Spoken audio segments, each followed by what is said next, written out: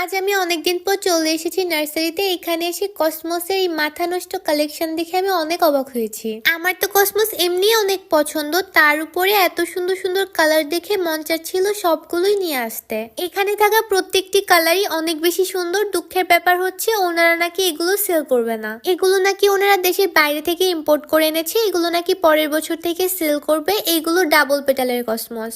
এইখানে সবগুলো গাছই সরাসরি মাটির মধ্যে লাগানো। এখানে একটা কসমসের থেকে আরেকটা কসমসের সৌন্দর্য কোনো দিক থেকেই কম না। এই বছরে না পারলেও পরের বছর এগুলো আমি আমার ছাদ বাগানে লাগাবো। এছাড়া এখানে শীতের ফুলের অনেক কালেকশন রয়েছে, এগুলো আমার কাছে আগে থেকেই রয়েছে।